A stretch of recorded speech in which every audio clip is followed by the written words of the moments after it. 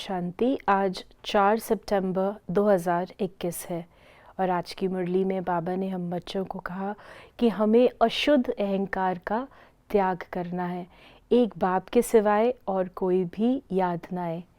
आज बाबा ने हम बच्चों को वरदान दिया, सूक्ष्म संकल्पों के बंधन से भी मुक्त बन ऊंची स्टेज का अनुभव करने वाले निर्बंधन भव। तो बाबा ने हम बच्चों को वरदान दिया निर्बंधन भव का।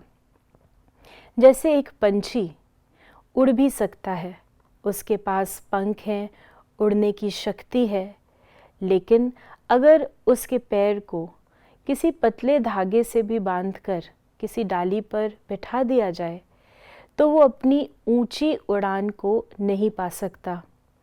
इसी प्रकार आत्म पंछी भी सूक्ष्म धागों में जब बंध जाता है, चाहे मन के बंधन हो, चाहे वाचा के, चाहे कर्मणा के, तो अपनी ऊंची स्थिति को प्राप्त नहीं कर पाता। आत्मा अपनी स्टेज को जहाँ चाहे, जितना समय चाहे, उसको अनुभव कर सके, वही निर्बंधन आत्मा है। कई बार जब हम योग में बैठते हैं, अभ्यास भी करते हैं, लेकिन कोई बात याद आ जाती है, कोई पुरानी बात याद आ जाती है, क्या करना है, कुछ कर्म याद आ जाता है, किसी ने मुझे कुछ बुरा कहा वो याद आ जाता है, और उस फीलिंग में आकर हम अपनी स्टेज को देखते हैं, वो एकदम नीचे आ जाती है।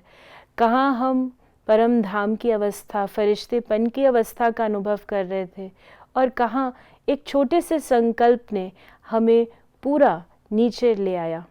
तो बाबा ने कहा ये जो सूक्ष्म धागे हैं ये आत्मा को उड़ान भरने नहीं देते। तो हमें चेक करना है, क्या मेरे अंदर मनसा वाचा कर्मणा में मैंने कोई धागा बांधा हुआ है।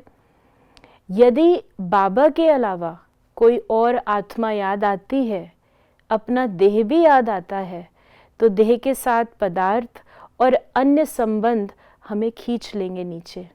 तो एक बाबा की याद रहे, यही निर्बंधन अवस्था है।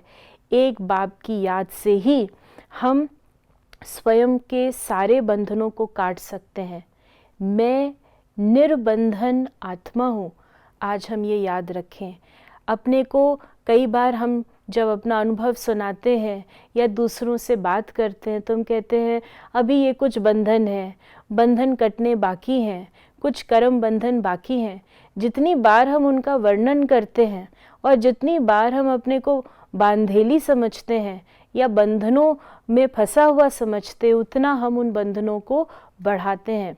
तो एक संकल्प करें कि मैं निर्बंधन आत्मा हूँ।